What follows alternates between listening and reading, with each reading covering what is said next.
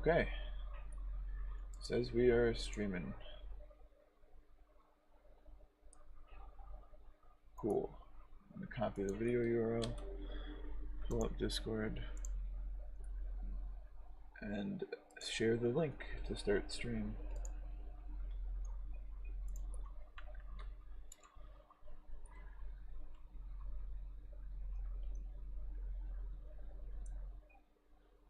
I don't know if I should tag everybody.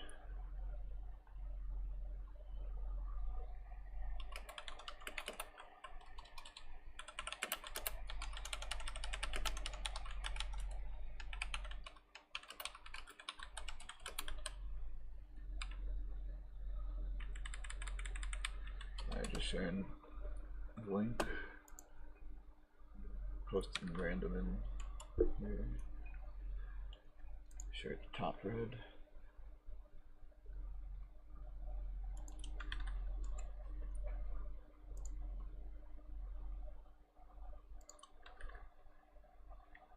I won't share it there. I'll share it to WSB to see what fucking computer nerds wanna see it. And they can't bitch at me for being Minecraft this time. Alright, let's get this shit going. Alright, so we got no viewers yet, but people will pop in.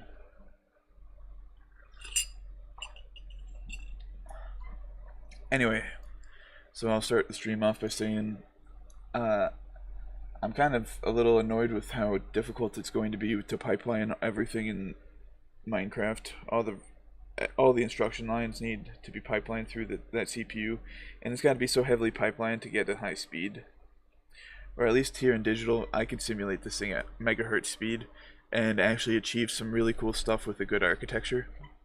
So I think for a minute or two I'm going to take a break from the Minecraft CPU and go through this route of trying to build like a pretty badass MIPS RISC-V style CPU where the instruction decoding is much easier to be done because it's... Hey, what up? What up, Phoenix? So what I'm trying to do here is build a capable CPU that I can hook up like render units to the I/O ports and have it actually like render a 3D scene with like ray tracing and shit like that. Like actually have like some really cool shit planned. I got a lot of cool inspiration ideas. I saw some guy on the r/FPGA subreddit. He built on his FPGA a ray tracer. It was running at 15 megahertz, and this guy was getting like 30 to 40 FPS out of it on like a 640 by 480 screen. Like that's remarkable, dude. Like on a 15 megahertz FPGA, like I could simulate at just about those speeds, maybe a little slower. So I think it'd be cool to try that, and then once I purchase an FPGA that's actually good enough, we'll try to actually build it on the FPGA and have some like real cool hardware. Shut the fuck up, Phoenix. Anyway, so what I'm thinking here is, since I want to be able to do vector stuff, graphic stuff, this is a 32-bit CPU. So what I have going on here is, if I run this for you, let's make a so it's a 32-bit value. I will split it up into we'll call it like FF00, and then like, or no, we'll go FFFF, and then 000. Oh, I did one too many Fs. 4 Fs and 4 zeros. Okay. And I will apply that just so we can keep the text box open. And then I'll do the same thing here, but I'll reverse it the other way around. So we'll have 000,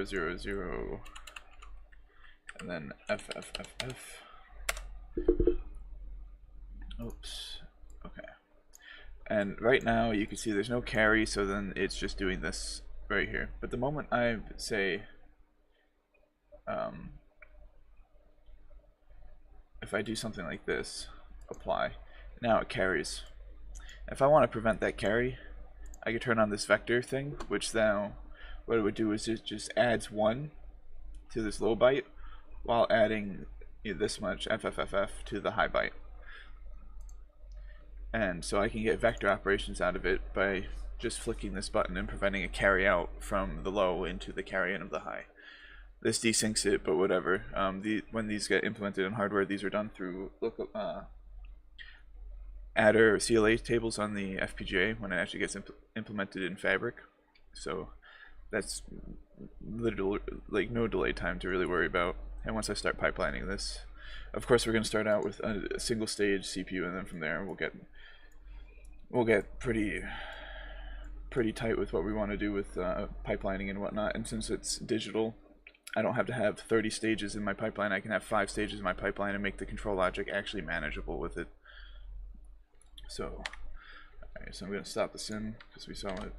So that's basically what the ALU, or this red box is right here. It's just adder with vector. So it can say do the add instruction, which it would take this mux and not do the vector thing. And then if I say do add vector, it takes the vector and also takes this mux and throws it on the output.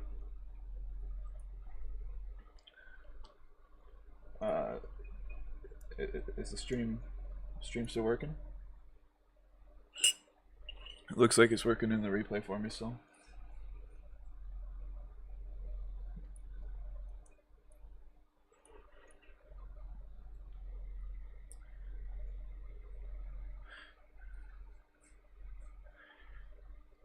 So the FPGA I'm thinking about getting actually has a ARM CPU built into the fabric.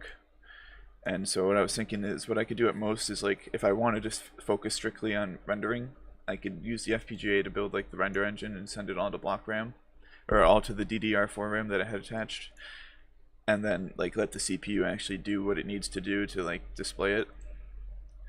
Because like doing like HDMI shit's no fun. Like I can do VGA is no problem, but like starting to do HDMI protocols is no fun. So usually, if the CPU can handle doing that off the block RAM or off the main memory, then that's a huge advantage. But for now, this is all going to be simulated, and then we'll of course find better ways to implement things once we actually start bringing it into FPGA land. Anyway, so what I'm thinking this can do is,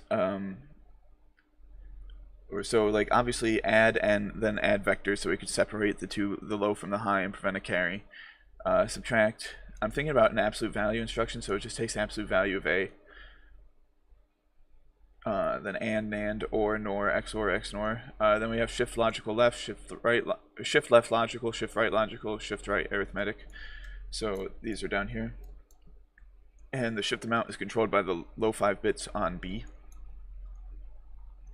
So that's how that would be implemented.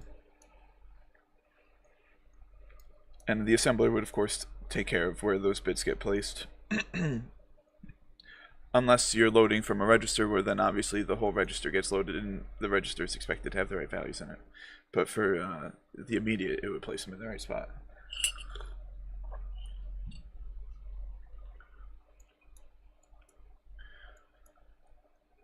Okay, so this is just the ALU, so I'll show you what I have laid out, kind of what I'm thinking for instructions.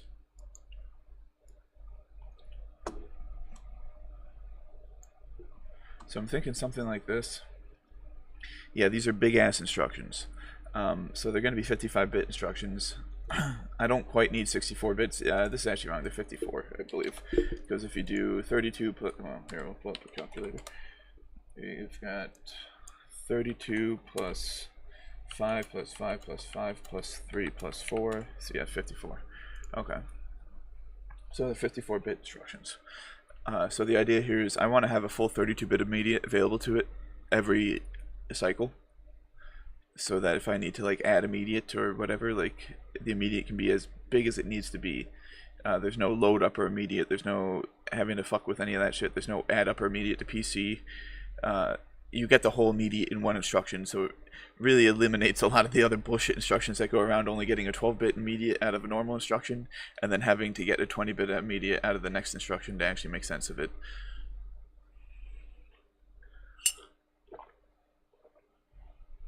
This also prevents a lot of bullshit sign extending.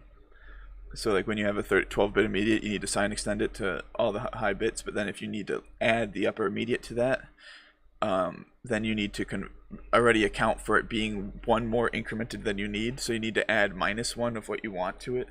It alleviates all that programming bullshit. So I just think having a full 32-bit immediate is a lot more advantageous than because it's a 32-bit CPU. If I had a 16-bit immediate or a 12-bit immediate trying to fit this into a 32-bit instruction and eliminating some of this other bullshit, it would just be much more pain in the ass, to be honest.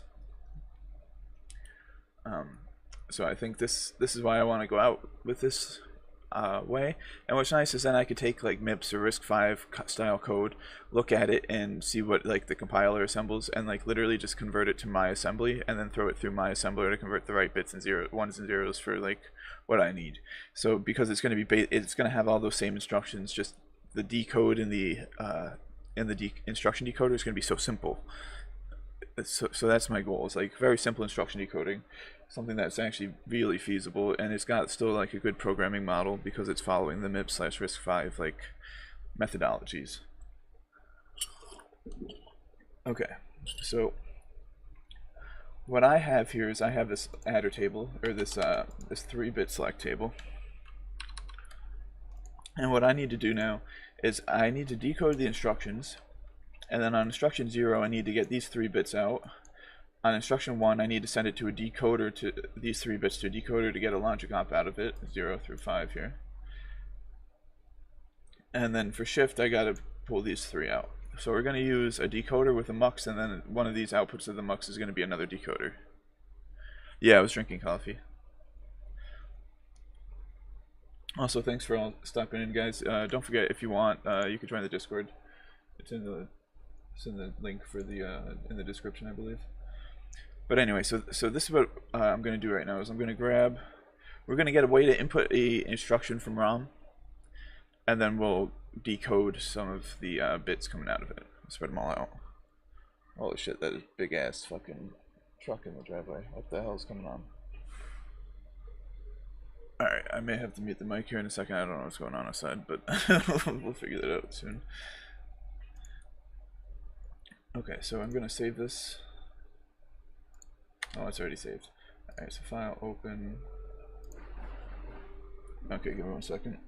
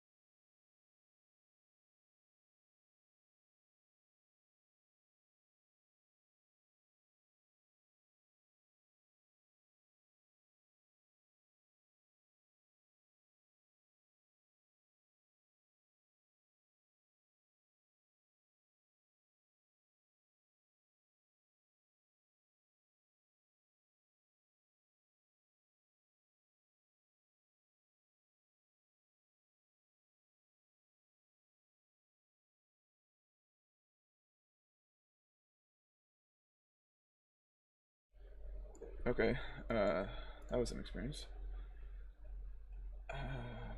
Advanced audio properties, I gotta boost my mic again because every time I lower it, it goes back below what I want.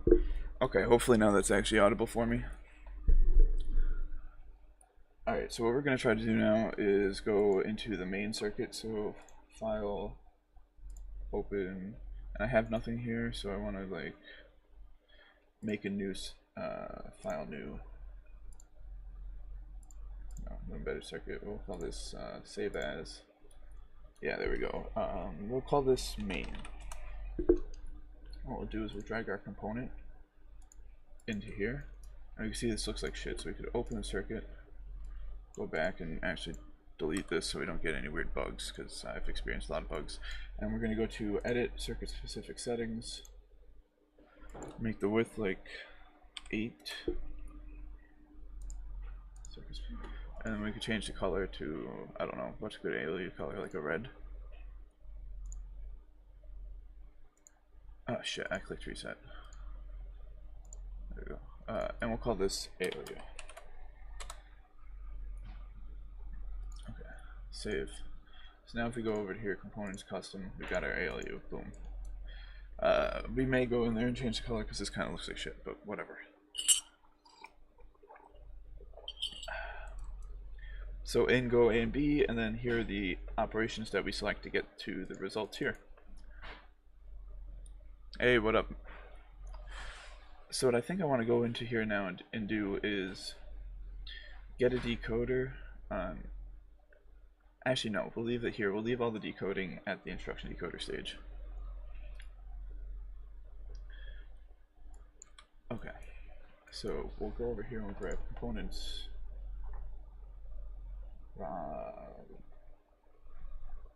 Yeah, we'll just grab a regular ROM.